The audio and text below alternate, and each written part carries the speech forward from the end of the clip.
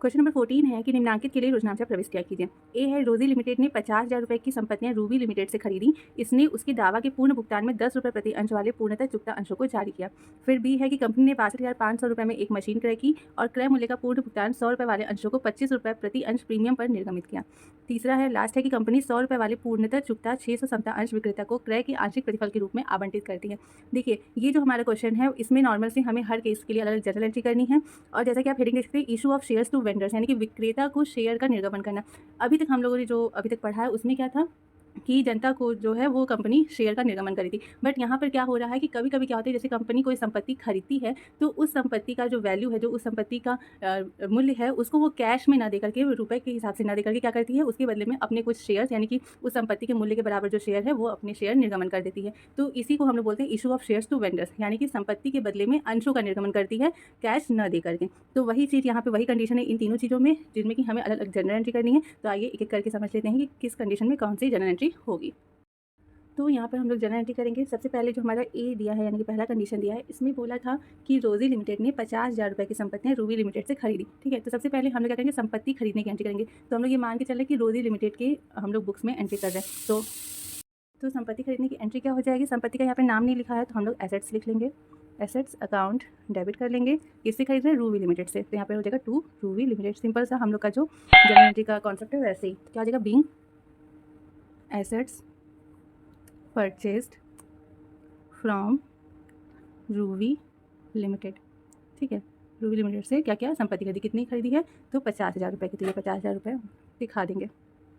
ठीक, इसके बाद क्वेश्चन में बोला है कि इसने उसके दावा के पूर्ण भुगतान में 10 रुपये प्रति अंश वाले पूर्णतः चुकता अंशों को जारी किया है। यानी कि जो 50,000 रुपये है इसका भुगतान वो कैसे कर रहा है, 10 रुपये प्रति अंश वाले अंशों निर्गमित करके। अब यहाँ पर वो कितने अंश निर्गमित करेगा ये भी चीज़ होगी, और इसकी एंट्री हम लोग क्या करेंगे, तो जैसे हम लोग क्या करेंगे, अगर रूबी लिमिटेड को भुगतान कर दे तो एंट्री क्या होती, Ruby limited debit to cash या बैंक अकाउंट। तो सेम यहाँ पर क्या हो जाएगा कि रूबी लिमिटेड को शेयर हम लोग दे रहे हैं और पूर्णतः चुकता अंश है कि टोटल शेयर जो है वो एक साथ निर्गमित कर रहे हैं। तो यहाँ पर टू शेयर कैपिटल देगा, बैंक की जगह पर शेयर कैपिटल हो जाएगा।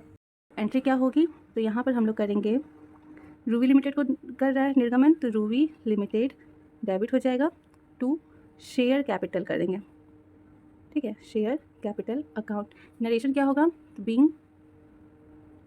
अब यहाँ पर सबसे पहले आप ये देखिए कि कितना शेयर निर्गमन करना होगा। तो इसके लिए एक फॉर्मूला होता है, वो फॉर्मूला क्या होता है कि हम लोग को यहाँ पर सिर्फ और सिर्फ इतना पता है कि हमें 50,000 पेमेंट करना है और कितने रुपए वाले अंश पेमेंट करना है, 10 रुपये वाले अंश। तो हमें यहाँ पर ये देखना है कि कितने अंश निर्गमन करना है। तो इसका फॉर्मूला हम लोग क्या फॉर्मूला बताया गया है, तो इसके लिए फॉर्मूला होता है कि विक्रेता को निर्गमित की जाने वाली अंशों की संख्या अगर हमें निकालनी है तो फॉर्मूला क्या होगा, दे राशि, यानी कि विक्रेता को जो हमें राशि पेमेंट करनी है, अपॉन में क्या होगा, प्रति अंश निर्गमित मूल्य, यानी कि एक अंश को हम लोग कितने रुपए पे निर्गमित कर रहे हैं।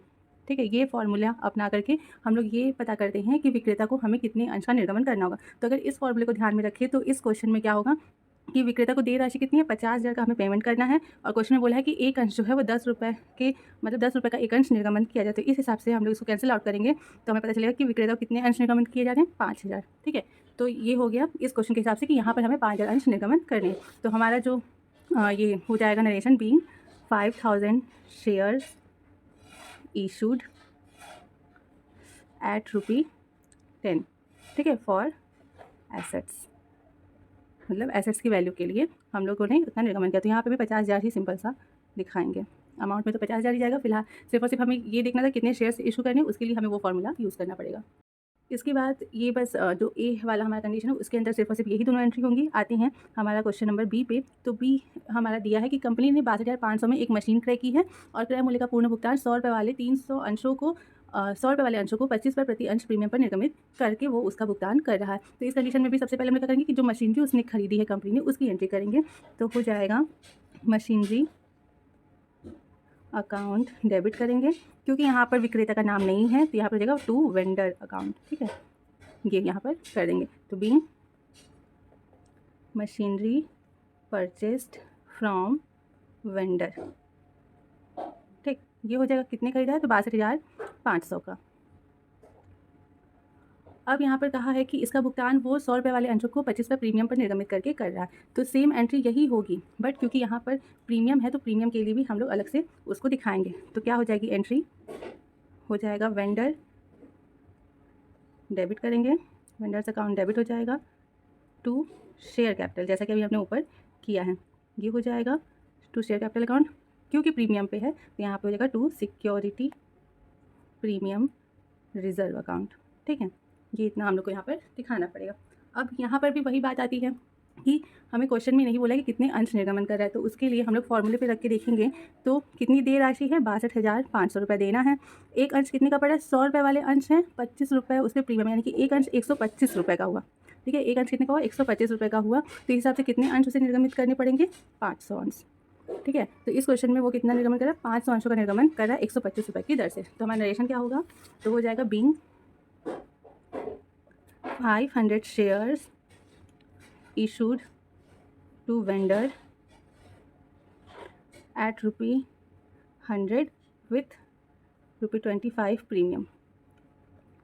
ठीक है, ये हो गया। अब कितना देना है, तो 62,500 देना है। ठीक है, आप ये ध्यान रखिएगा, शेयर कैपिटल के सामने सिर्फ और सिर्फ जो रियल वैल्यू होती है शेयर्स की उसे लिखते हैं, और सिक्योरिटी प्रीमियम के सामने जो प्रीमियम की वैल्यू होगी उसे। तो शेयर कैपिटल की वैल्यू कितनी होगी, तो 500 अंश का 100 रुपये के हिसाब से। ठीक है, यहाँ पे हम कर रहे थे 500 अंश का 100 रुपये के हिसाब से कितना क्या, 50,000। और प्रीमियम कितना है, तो यहाँ पे जगह नहीं है, तो 500 अंशों का 25 रुपये के हिसाब से प्रीमियम कितना हो गया, 12,500। तो उसे यहाँ पे दिखा देंगे। ठीक, टोटल हो गया ना 62,500। बस यहाँ पर इस क्वेश्चन में भी, क्वेश्चन नंबर जो हमारा बी है उसमें भी इतना ही दिखाना था। ये हो गया। आते हैं अपना सी पर, तो है लिखा हुआ कि कंपनी 100 रुपये वाले पूर्णतः चुकता 600 समता अंश विक्रेता को क्रय के आंशिक प्रतिफल के रूप में आवंटित कर दिए। ठीक है, लेकिन यहाँ पर कुछ भी नहीं लिखा है कि उसने क्या खरीदा है, सिर्फ और सिर्फ बोला क्रय के प्रतिफल में वो क्या कर रही है, विक्रेता को उतने अंश दे रही है। तो हम लोग यहाँ पे क्या करेंगे, कोई भी क्रय करने की एंट्री नहीं होगी, सिर्फ और सिर्फ जो वो अंश निर्गमित करी उसकी एंट्री करेंगे। तो क्या है, 600 चुकतांश 100 रुपये वाले वो निर्गमित कर रही है। तो एंट्री सिंपल सी हम लोग क्या करेंगे, विक्रेता को कर रही है, तो हो जाएगा वेंडर्स अकाउंट डेबिट। यहाँ पे खरीदने की एंट्री नहीं होगी, सिर्फ और सिर्फ पेमेंट करने की होगी, क्योंकि क्या खरीदा गया है, कितने में खरीदा गया है, ये सब हमें कुछ भी पता नहीं है। टू शेयर कैपिटल अकाउंट हो जाएगा, और यहाँ पे क्वेश्चन में तो बताया है कितने अंश वो निर्गमित करें, तो being 600 shares at ₹100 issued to vendor. ठीक है, बस। तो 600 शेयर्स 100 रुपये के हिसाब से कितने के हो गए, 60,000 के। बस यहाँ पे ये 60,000 दिखा देंगे, सिर्फ और सिर्फ यहाँ पर हमें इतना ही दिखाना है, इस जो हमारा सी है क्वेश्चन नंबर उसमें। ठीक है, तो आई होप कि आप लोग को ये तीनों ही कंडीशन में क्या एंट्री हुई है और कैसे हुई है काफ़ी अच्छे समझ में आया होगा। बढ़ते हैं नेक्स्ट क्वेश्चन की तरफ। तो क्वेश्चन नंबर 15 है कि बिहार बिस्कुट लिमिटेड ने XYZ लिमिटेड से 8,36,000 की मशीन खरीदी और क्रय के प्रतिफल में भुगतान स्वरूप 100 रुपये प्रति अंश वाले पूर्णतः पूर्वाधिकार अंश निर्गमित किए। क्या लेखे किए जाएंगे यदि निर्गमन ए सम मूल्य पर हो और बी है कि 10% प्रीमियम पर किया जाएगा। यानी दोनों कंडीशन में हम लोग क्या लेखे करेंगे इस सौदे के लिए। तो चलिए देख लेते हैं। तो यहाँ पर भी सबसे पहले जो है जनरल एंट्री किसकी होगी, तो जो मशीनरी खरीदी गई है उसके लिए होगी। तो एंट्री क्या हो जाएगी, तो हो जाएगा मशीनरी अकाउंट डेबिट, किससे खरीदा गया है, XYZ लिमिटेड से, तो टू XYZ लिमिटेड। ठीक, क्या हो जाएगा, being machinery purchased from XYZ limited. ठीक है, ये हो जाएगा कितने का खरीदा गया, तो 8,36,000 का। अब हम लोग करेंगे इसके पेमेंट की एंट्री। तो पेमेंट की एंट्री में हमें दोनों कंडीशन दी है कि सम मूल्य पे कैसे लिखा होगा और प्रीमियम पे। तो हम लोग डाल लेते हैं ए सम मूल्य पे जब हम लोग निर्गमन करेंगे तो सिंपल सी क्या एंट्री बनेगी, तो हमें XYZ लिमिटेड को पेमेंट करना है, तो XYZ लिमिटेड जो है वो हमारा डेबिट हो जाएगा, XYZ लिमिटेड डेबिट टू हम लोग क्या कर रहे हैं, शेयर इशू कर रहे हैं, तो हो जाएगा। और यहाँ पर प्रेफरेंस शेयर है तो हम यहाँ पर प्रेफरेंस शेयर लिखेंगे, तो टू प्रेफरेंस शेयर कैपिटल। ठीक है, अकाउंट। बस इतना करेंगे क्योंकि यहाँ पर हम लोग सिर्फ सम मूल्य पर निर्गमन कर रहे हैं। तो यहाँ पर क्या हो जाएगा, बीइंग। अब फिर वही चीज़ है कि क्वेश्चन में हमें ये नहीं बोला कि कितने अंश निर्गमन करें, सिर्फ और सिर्फ बोला है 100 रुपये प्रति अंश पे हम लोग भुगतान करेंगे अंशों का निर्गमन करके। तो सेम वही फॉर्मूले पे अगर हम लोग यहाँ पर रखेंगे तो क्या हो जाएगा, तो 8,36,000 हमें पेमेंट करना है जो कि विक्रेता को दे राशि अपॉन प्रति अंश निर्गमित मूल्य। तो सम मूल्य पर निर्गमन कर रहे हैं कितना, 100 रुपये के हिसाब से। तो कितना अंश निर्गमन होगा, तो 8,360 अंश हम लोग निर्गमन करेंगे यहाँ पर। तो हो जाएगा being 8,360 shares issued to XYZ Limited for the payment of machinery। ठीक है, नरेशन आप अपने हिसाब से लिख सकते हैं। तो पेमेंट तो वही होगा पूरा 8,36,000। ये हो गया हमारा जब हम लोग सम मूल्य पर निर्गमन कर रहे हैं। अब इसके बाद एंट्री क्या होगी, जब हम लोग प्रीमियम पर निर्गमन करेंगे। तो प्रीमियम पर निर्गमन करने की भी एंट्री पहले हम लोग XYZ लिमिटेड को क्या करेंगे, डेबिट करेंगे to preference share capital account हो जाएगा, एंड क्योंकि प्रीमियम पे है तो to security premium reserve account हो जाएगा। ठीक, अब यहाँ पर भी हमें क्या होगा कि शेयर हमें निकालना पड़ेगा कि कितने शेयर इशू होंगे, क्योंकि एक शेयर की वैल्यू यहाँ पर चेंज हो रही कितनी, तो बोला है 10% प्रीमियम पर हमें निर्गमन करना है। तो अब आप ये देखिए 100 रुपये है, इसका 10%, 100 का 10% कितना होता है, तो 10 रुपये होता है। ठीक है, यानी कि 100 रुपये जो एक्चुअल वैल्यू है प्लस 10 रुपये प्रीमियम, तो एक अंश की वैल्यू कितनी होगी, 110 रुपये। तो इस हिसाब से जब हम लोग अंशों का प्रीमियम पर निर्गमन करेंगे तो देय राशि कितनी है, 8,36,000 रुपये, और एक अंश का मूल्य है 110 रुपये। तो इस हिसाब से हमें कितने अंश निर्गमन करने होंगे, तो हम लोग जब इसे डिवाइड करेंगे तो आएगा हमारा 7,600 अंश। ठीक है, तो देखिए आप ये चीज़ ध्यान रखिए, जब भी प्रीमियम पे निर्गमन करते हैं या फिर सम मूल्य पे निर्गमन करते हैं तो राशि जो होती है, देय राशि, उसमें फ़र्क नहीं होता है। फ़र्क इसमें होता है अंशों की संख्या में। क्यों? क्योंकि जो अंश का मूल्य है वो चेंज होता है, इस वजह से अंशों की संख्या भी चेंज हो जाती है।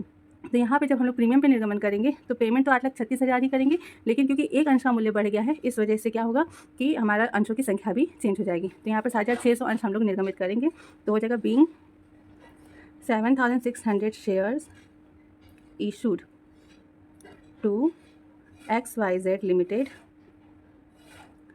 at ₹100 with 10% premium. ठीक, ये हो गया। अब यहाँ पे पेमेंट तो 8,36,000 ही करना है, और यहाँ पे शेयर कैपिटल में 7,600 अंश का 100 रुपये के हिसाब से मूल्य दिखाएंगे, यानी कि 7,60,000 हो जाएगा, और यहाँ पर 7,600 अंशों का 10 रुपये के हिसाब से प्रीमियम होगा, तो यहाँ पे हो जाएगा ये 76,000। टोटल आप जोड़ेंगे तो 8,36,000 ही आएगा। बस यही दो एंट्री यहाँ पर हमें करके दिखानी थी, और कोई चीज़ इसमें नहीं है। तो आई होप कि दोनों क्वेश्चन आपको काफ़ी अच्छे से समझ में आए होंगे।